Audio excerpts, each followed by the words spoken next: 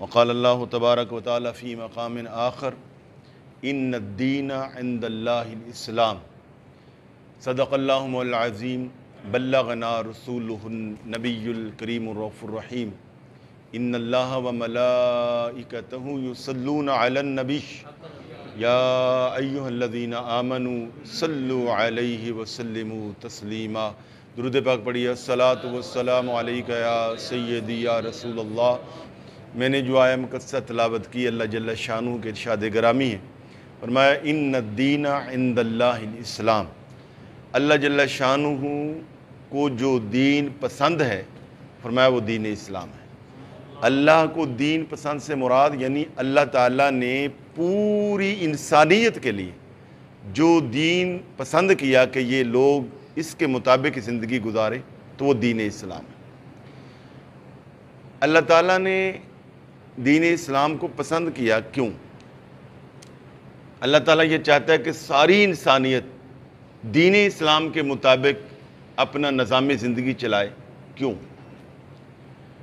ہر مسلمان کی یہ خواہش ہے کہ پوری دنیا میں اسلام پھیل جائے، اور پوری دنیا میں ہمارے مسلم اسکالرز، ہمارے پریچرز، ہمارے مبلغین، محققین، مدرسین، معلمین، خطباء پوری دنیا کو جو دعوت دیتے ہیں کہ اسلام میں آ جاؤ، تو اس کی وجہ کیا ہے؟ کیا اس میں کوئی ہمارا ذاتی فائدہ ہے؟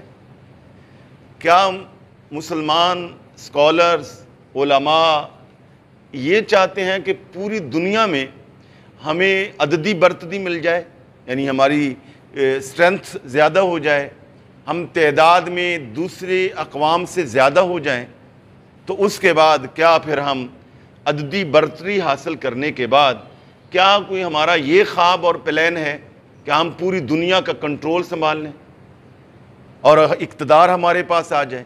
نہیں، ایسا نہیں۔ یا کوئی یہ ہماری ہٹ دھرمی ہے، یا کوئی ہماری ضد ہے کہ جی اسلام ساری دنیا میں پھیل جائے، یا یہ مسلمانوں کا کوئی تعصب ہے کہ اسلام ساری دنیا میں پھیل جائے اور کوئی مذہب نہیں بلکہ دین اسلام۔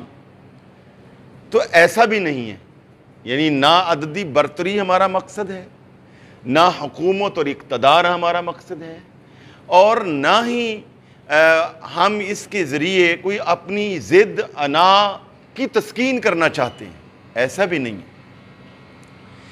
یہ جو ہماری خواہش ہے اور یہ جو چاہت ہے اسلام کی، قرآن کی، پیغمبر اسلام کی، مبلغین اسلام کی، خطباء اسلام کی، علماء اسلام کی، اس چاہت کا مقصد یہ ہے کہ انسانیت کا فائدہ اس میں ہے۔ چونکہ دین اسلام یہ دین فطرت ہے، اور فطرت ہر شخص، چاہے وہ مسلم ہے، نان مسلم ہے، وہ کوئی بھی ہے، وہ فطرت کے مطابق زندگی گزار کر ہی کامیابیاں حاصل کر سکتا ہے۔ اور یہ جو فطرت کے مطابق دین ہے وہ دین اسلام، اس میں انسانیت کا بھلا زیادہ ہے، بھلائیاں زیادہ ہے، خیر زیادہ ہے، کامیابی زیادہ ہے، دنیا کے اعتبار سے بھی، آخرت کے اعتبار سے۔ جسمانی ایک مسلمان جو اسلام کے مطابق زندگی گزارتا ہے، اس کو اس کا جسمانی فائدہ بھی ہے، روحانی فائدہ بھی ہے، مالی فائدہ بھی ہے، معاشی فائدہ بھی ہے، سیاسی فائدہ بھی ہے، ہر طرح فوائد ہی فوائد، دنیا میں بھی آخرت میں بھی اسلام کی تعلیمات کے مطابق زندگی گزارنے والے مسلمان کا ہر اعتبار سے فائدہ۔ اسلام کتنی بڑی پاور ہے، اور یہ اللہ کی کتنی بڑی دولت ہے، ایمان کتنی بڑی نعمت ہے۔ ہمیں حقیقت بات یہ ہے کہ ہم مسلمان گھرانوں میں پیدا ہوئے، شکر الحمدللہ، ہمارے والدین، باپ، دادا، اوپر تک اکثر مسلمان، اور ہمیں مفت میں اسلام مل گیا، بیٹھے بٹھائے مل گیا، بغیر تمنا کیے ہوئے مل گیا ہے، بغیر کسی محنت اور مشقت اور خرچ کے بغیر مل گیا ہے۔ ایک تو وہ ہیں جو غیر مسلم ہیں، یہ جو مسلمان ہیں انہیں اس بات کا احساس ہی نہیں ہے کہ کتنی بڑی قیمتی دولت اللہ تعالیٰ نے بغیر مانگے میں عطا کی. کیا کیا فائدے ہیں اسلام کو اپنانے کے. اسلام کو اپنی زندگی میں داخل کرنے سے ہمیں کیا کیا کامیابیاں مل رہی ہیں, کون کون سی دینی, روحانی, جسمانی فتوحات حاصل ہو رہی ہیں. تھوڑا سا ادھر آپ کی توجہ دلائیں. اور آپ میں سے اگر کسی غیر مسلم کے ساتھ کوئی بات چیت ہو تو آپ اس کو بھی سمجھا سکیں کہ اسلام کی طرف ہم تمہیں کیوں لانا چاہتے ہیں.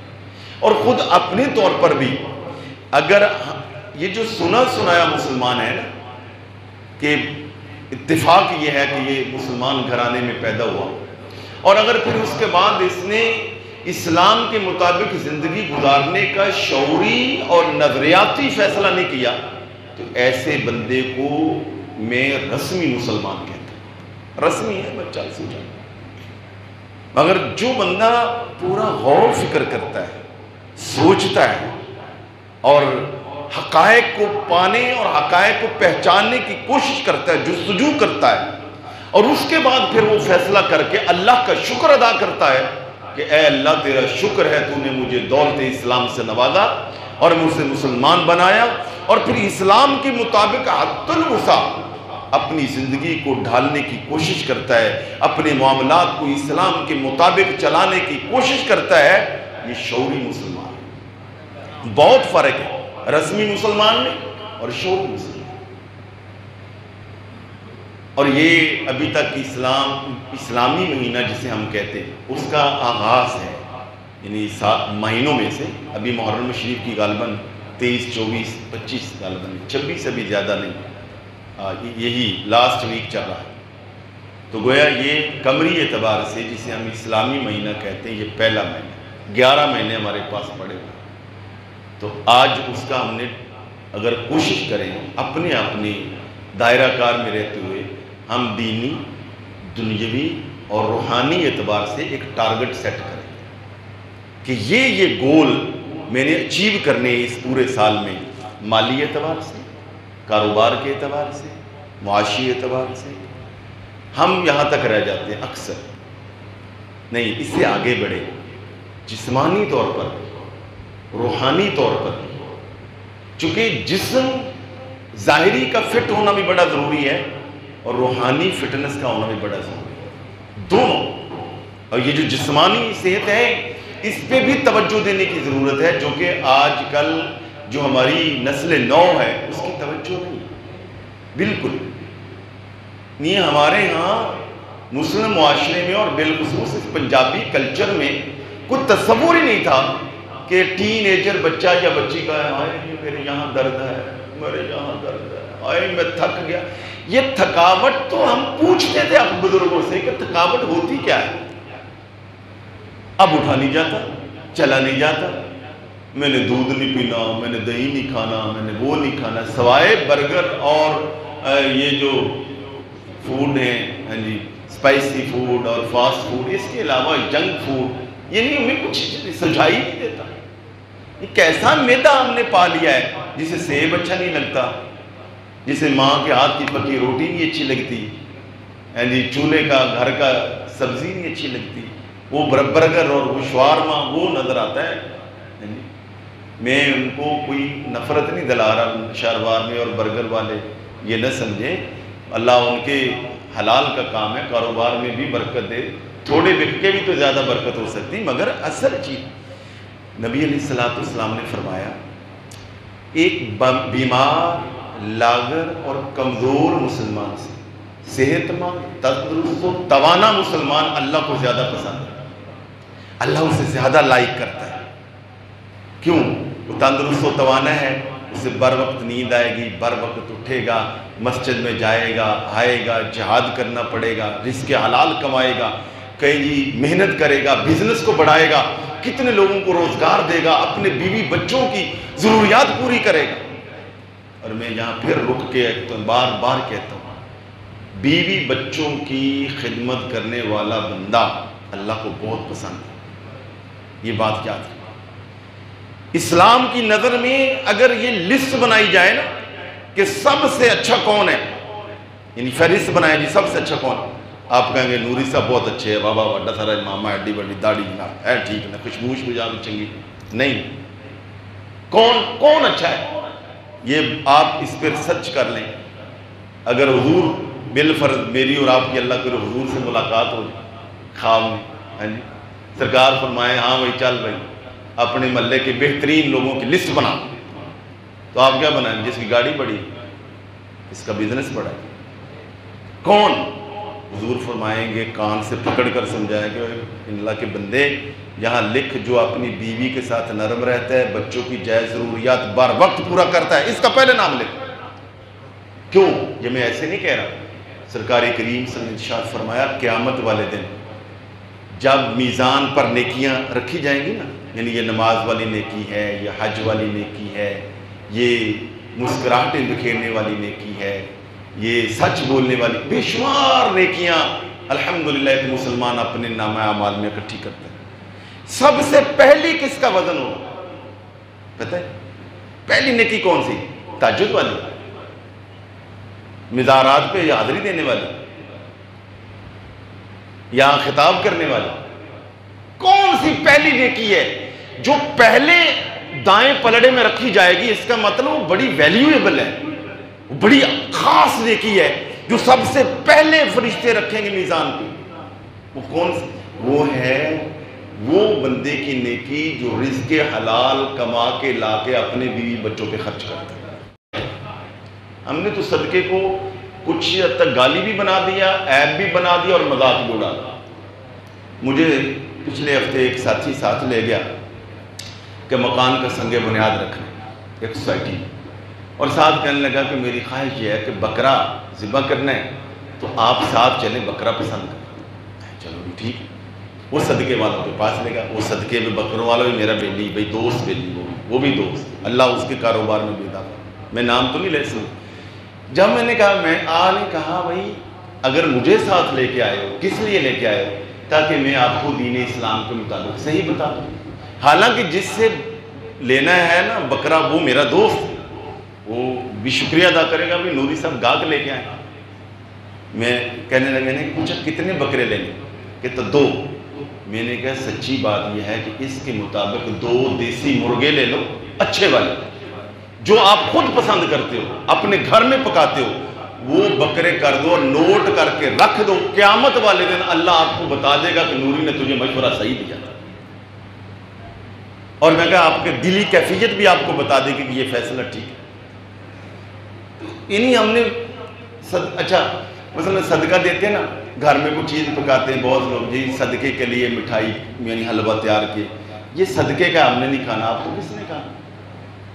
صدقہ کو حرام ہے، صدقہ بلاؤں کو دور کرتا ہے، آپ خود کھائیں، بیوی بچوں کو کھلائیں، ہمسایوں کو کھلائیں، امیر کو کھلائیں، غریب۔ ہم سمجھتے نہیں وہ جو مدرسے سے بچے نا صرف وہی کھا سکتے اور کاڑا ہی بکرا کھا سکتے، اور بکرا اچھا اس کو بکرا کہیں، وہ بکرا نہیں بکرے کا بچہ بھی شاید کہیں تو وہ غصہ کر دے بھی میں تو مرغا بھی نہیں ہوں آپ مجھے بکرا کہہ، بالکل کبھی اس کا گوشت کبھی آپ گھر میں بنانا پسند۔ خیر بات دور چلی گئی، بعد میں یہ عرض کر رہا تھا کہ ہم کیوں کہتے ہیں کہ ساری دنیا مسلمان ہو جائے، اسلام میں آ جائے؟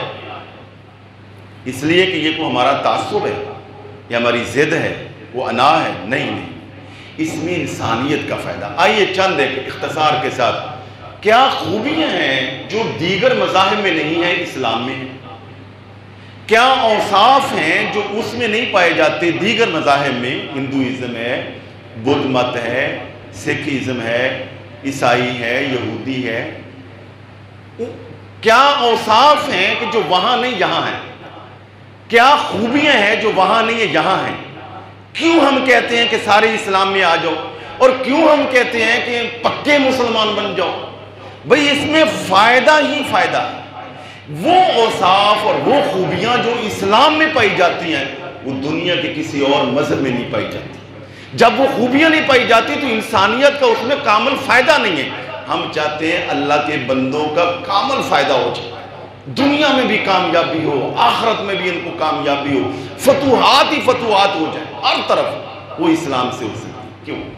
اسلام دین فطرت ہے۔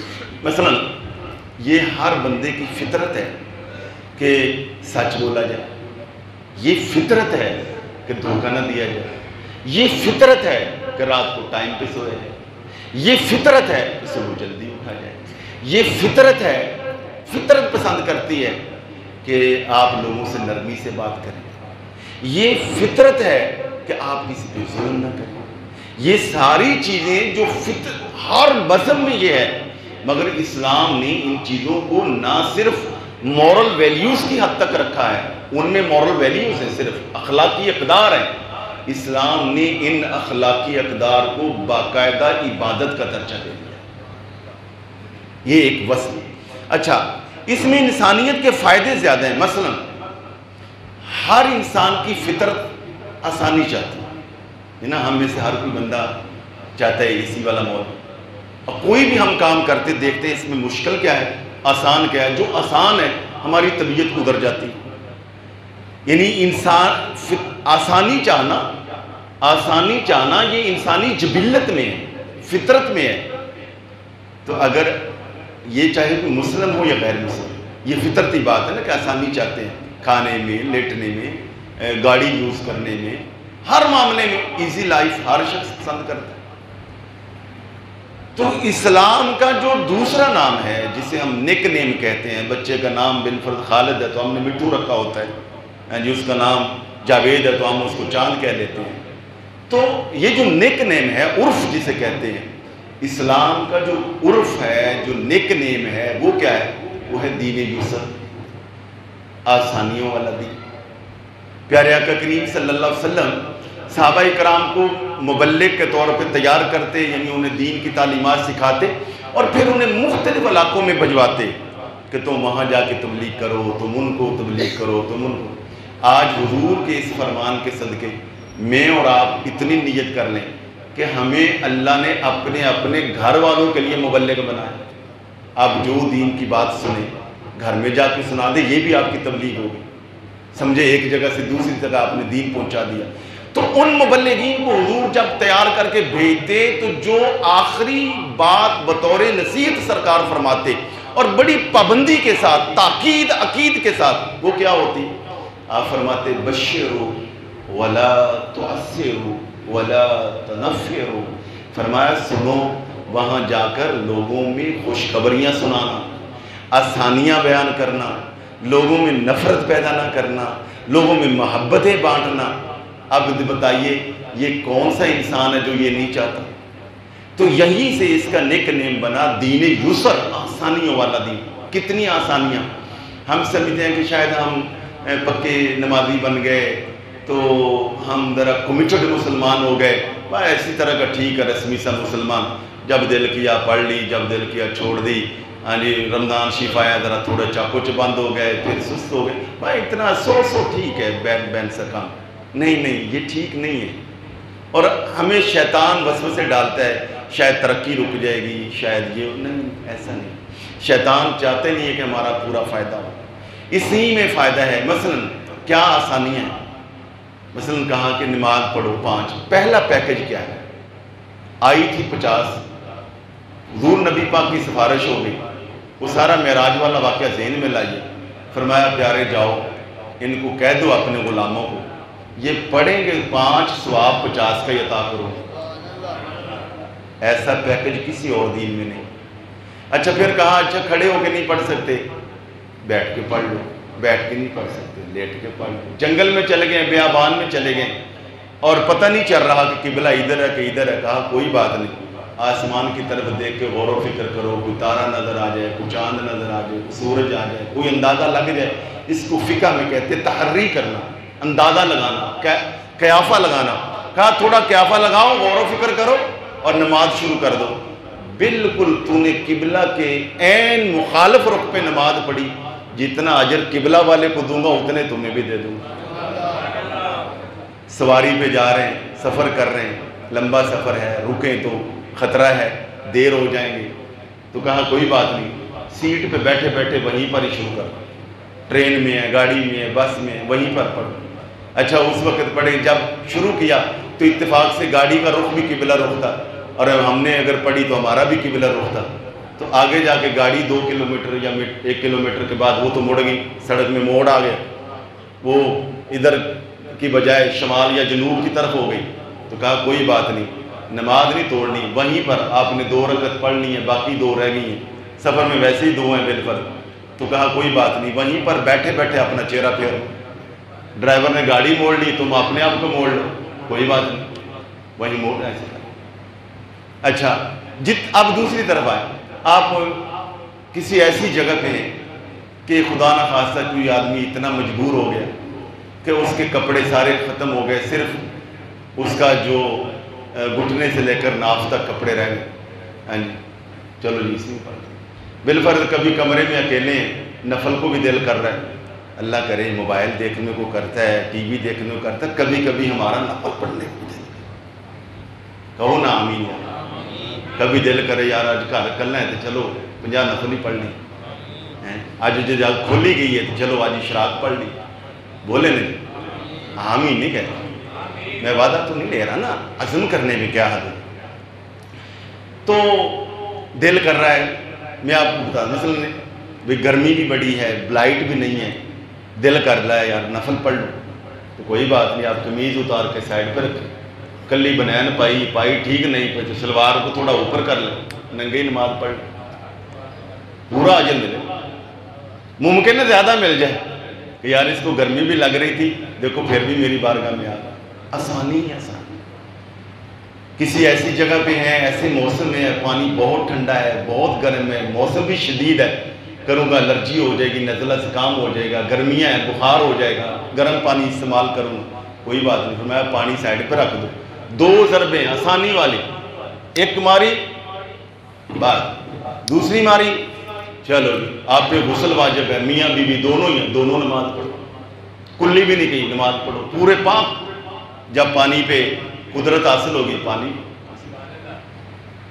خدا نہ خاصہ کوئی بندہ ایسے صحرا میں یا دشمنوں کی قید میں ہے, وہ ظالم سارے کپڑے اتار دیتے, آپ کے پاس کپڑے نہیں رہ جاتے. اس حالت میں فرمایا مجھے یاد کرنا نا, چھوڑ اس مصیبت سے میں نہیں نکالنا نا. اب اس وجہ سے تیرا دل کر رہا ہے کہ سجدے میں جا کے اپنے سونے رب کو میں یاد کروں. تو فرمایا کوئی بات نہیں, اپنے آپ کو عورتوں کی طرح اکٹھے کر کے بیٹھ جا, تھوڑا سا ایسے ہو کے بس سمجھ لیں, میں سمجھ لوں گا تو جھک گیا ہے. رہتے ہی رہتے ہیں, آسانی ہی آسانی ہے, اتنی آسانیاں کہیں نہیں. اب دوسری طرف آ جائیں, عیسائیت کو دیکھیں. ایک عیسائی کا دل کرے پیر والے دن, اس کو خیال آیا یار میں نے بڑے گناہ کیے, مجھے توبہ کرنی چاہیے, مجھے اپنی سیرت کریکٹر کو بہتر کرنا چاہیے. تو اب وہ کیا کرے گا, پیر والے دن توبہ ہو جائے گی. عیسائیت کے مطابق نہیں, وہ سنڈے کا انتظار کرے گا, سنڈے کو چرچ میں جائے گا, جا کے پادری کو بتائے گا میں نے یہ عیب کیے, کم از کم موٹے موٹے بتائے گا. پھر پادری کہے گا اچھا چلو میں تجھے طریقہ بتاتا ہوں, اور 2 میں رل کے پھر تیرے پاس سے اللہ کو معافی منگی, تاں جا کے ان کے ہاں توبہ ہوتی. ادھر کیا ہے, ساری دنیا کے سامنے پاپ عیب جرم کرتا رہا, کتنے قتل کیے, سودی کاروبار کیے, رشوتیں لی, خدا نہ خواستہ کیا کیا گناہ کیے. دل میں خیال آ گیا, نہ پیر نہ جمعہ نہ جمعرات, جہاں بھی دل میں خیال آیا اللہ فرماتے ہیں آنسو بھی نہ بٹھا, سجدے بھی نہ جا, دل میں کہہ دے یا اللہ مجھے معاف کر دے. فرمایا نہ صرف معاف کر دوں گا, اللہ اکبر, فرمایا تمہیں پتہ نہیں ہے تیری ماں بھی تیرے ساتھ اتنا پیار نہیں کرتی, صرف گناہوں کو ڈیلیٹ نہیں کروں گا, ان کو نیکیوں میں تبدیل کر دوں. یبدل اللہ سیئاتہم حسنات, میں تیری سیئات کو حسنات میں تبدیل کر دوں گا. 1,00,000 گناہ تو نے کیا تھا, اب 1,00,000 گناہ جو وہ نیکیوں میں تبدیل کر دوں. ایسا فائدہ ہے کسی اور مذہب میں؟ یہودی چاہے میں جمعرات والے دن عبادت کر لوں, نہیں, ان کا سیچرڈے ہے, اور سیچرڈے والے دن عبادت کرنی یہودی مذہب میں بطور مذہب کے, عبادت کے لیے بطور مذہب ان کے ہاں یہ ہے کہ سیچرڈے کو وہ آگ کے ذریعے استعمال والی چیز استعمال میں نہیں لا سکتے.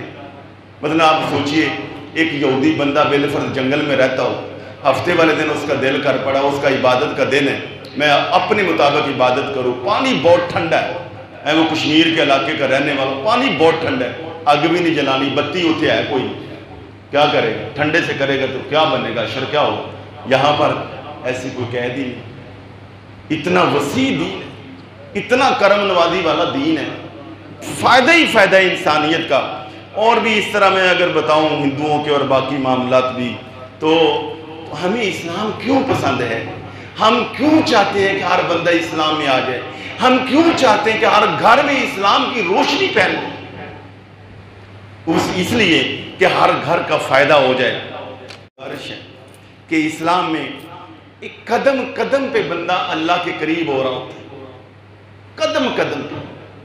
مثلا ایک بزرگ فرماتے ہیں، اعلیٰ حضرت فرماتے ہیں کہ تم جب نماز پڑھتے ہو نا، تم تو یہ تصور کرتے میں نے ساری نماز پڑھی تو کیا ہوا؟ فرمایا اے بندہ خدا، تو نے اگر 4 رکعت پڑھی ہے نا، ہر رکعت کے بدلے تو اللہ کے قریب ہو رہا ہے، ہر رکعت کے بدلے تجھے اللہ کی قربت کا نور نصیب ہو رہا ہے۔ سوال پیدا ہوتا ہے کہ وہ نور نظر تو نہیں آیا آج تک، 40 سال ہو گیا نماز پڑھ دیں، آج تک تو نہیں نظر آیا، وہ قرب کا احساس نہیں ہوا۔ نہیں وہ نور مل رہا ہے، وہ آپ کو محسوس نہیں ابھی ہو رہا۔ وہ اس کا بزرگ فرماتے ہیں کہ کسی کمرے کے اندر یہ بلب، بڑا بلب چل رہا ہو، تو وہاں پہ آپ ایک اور موم بتی جلا دیں، تو بتائیے ایک پھر اور جلا دیں، پھر ایک اور جلا دیں، آپ 5 موم بتیاں جلا دیں، اصولی طور پر بتائیے اس کمرے میں روشنی میں اضافہ ہوا کہ نہیں ہوا؟ اضافہ ہوا نا، مگر نظر کیوں نہیں آ رہا؟ یہ مرکری بلب چل رہا ہے۔ اگر وہی اسی کمرے کے اندر گھپ اندھیرا ہو اور آپ چھوٹی سی وہاں اگر بتی، موم بتی تو کیا، آپ دیا جلائی بھی چلا دیں گے، جلا دیں گے، تو پورے کمرے میں آپ کو روشنی محسوس ہوگی۔ مگر اسی کمرے کے اندر بلب کے چلتے ہوئے آپ پوری درجن بلکہ 100 درجن بھی موم بتیاں لگا دیں، مگر اگر کوئی پیرامیٹر ہو، کوئی مشین ہو، کوئی آلہ ہو، وہ بتا دے گا کہ اب اتنے % اس میں روشنی میں اضافہ ہو گیا۔ بھی اینی ہی ہمارے اندر جب ہم نماز پڑھتے ہیں تو آپ یوں سمجھیں کہ ہم اللہ کے قریب ہو رہے ہیں، مگر وہ قرب کا پتہ کیوں نہیں چل رہا، وہ نور نظر کیوں نہیں چل رہا؟ اس لیے کہ ہم نے جو اندر اللہ نے حضور نبی پاک صلی اللہ علیہ وسلم کی محنت سے اور آپ کی وساطت سے طفیل اللہ تعالیٰ نے ہمیں جو کلمہ طیبہ کا مرکری بلب دیا ہوا نا، یہ اندر جل رہا ہے۔ اب اس کے ہوتے ہوئے چھوٹی چھوٹی موم بتیاں اصل میں نظر نہیں آتی، جبکہ جل رہی ہیں، تو آپ پوری نمازیں 5 نہیں، ایک رکعت بھی اگر اللہ کی بارگاہ میں سجدہ کریں گے تو آپ سمجھیں کہ پہلے میں اپنے رب سے اگر 10 فٹ کے فاصلے پر تھا، میری اس رکعت نے اب مجھے 9 فٹ پہ کر دیا ہے۔ ایک اور رکعت پڑھی تو میں اب 8 فٹ اللہ کے قریب ہو گیا ہوں، اب اور ایک رکعت پڑھی تو 7 فٹ رہ گئے میرے اور میرے اللہ کی دوری میں، ایک اور رکعت پڑھی ہے میرے اور میرے سونے اور مہربان رب کے درمیان میں 7 فٹ رہ گئے، اور اللہ فرماتا ہے میرے بندے تو میری طرف چل کے آ، میں تیری طرف دوڑ کے آؤں گا، تو ایک قدم آ، میں 10 قدم آؤں گا۔ وہ اللہ بڑا مہربان ہے۔ تو اسلام میں فائدہ ہی فائدہ ہے، اس لیے اسلام کو شعوری سطح پہ اپنائیے۔ اتنے فوائد ہیں کہ وہ بیان نہیں کیے جا سکتے۔ فائدہ ہے تو اللہ پاک نے فرمایا ان الدین عند اللہ الاسلام، اللہ کی بارگاہ میں، اللہ کی نظر میں جو پسندیدہ دین ہے وہ دین اسلام ہے۔ اچھا، پھر دنیا میں بھی فائدہ اور آخرت میں بھی فائدہ۔ اب سوال یہ ہے، اس پر بھی کلام کیا فلسفی علماء نے کہ آخرت کیوں رکھی، اور یہ علماء اسلام زیادہ آخرت کی بات کرتے ہیں، باقی مذاہب تو نہیں کرتے۔ وہ ان کے ہاں تو صحیح ہے کہ دنیا سارا کچھ ہے، بھئی آخرت کیوں، اس پہ پورا بیان ہوگا۔ میں ایک اشارہ آپ کو دیتا ہوں، آخرت کی بات اس لیے کی ہے، دنیا میں بے شمار ایسی نیکیاں ہیں کہ اس کسی بندے کی نیکی ایسی ہے کہ پوری دنیا بھی اس کے نام لگا دی جائے تو اس کا پورا اجر نہیں دیا جا سکتا۔ دنیا کے پاس اتنی کوئی قیمتی چیز ہے ہی نہیں کہ ہم اس کے نام لگائیں تو اس کا اجر ہو جائے۔ ایسی بے شمار ایسی برائیاں ہیں، ایسے گناہ ہیں کہ اس بندے کو آپ 100 بار بھی سولی پر لٹکا دیں، گناہ اتنا بڑا ہے کہ حقیقی سزا دی نہیں جا سکتی۔ وہ گناہوں کی حقیقی سزا آخرت میں دی جا سکتی، دنیا کے پاس وہ نظام ہی نہیں، وہ جہنم میں نظام ہے، وہ جہنمی دروغے کے پاس وہ نظام ہے، دنیا کے کسی تھانے دار کے پاس اس کا نظام ہی نہیں ہے کہ اتنی کڑی سزا دی جائے۔ ایسے ہی بے شمار ایسی نیکیاں ہیں کہ دنیا میں اس کا اجر ہی نہیں بندہ دے سکتا، بڑے سے بڑا دے لیا جائے کہ جی ساری دنیا آپ کے نام لگا دی، تو خیال یہ آئے گا کتنی دیر، 40 سال 50 سال 63 سال 100 سال میں مر گیا، گل ختم۔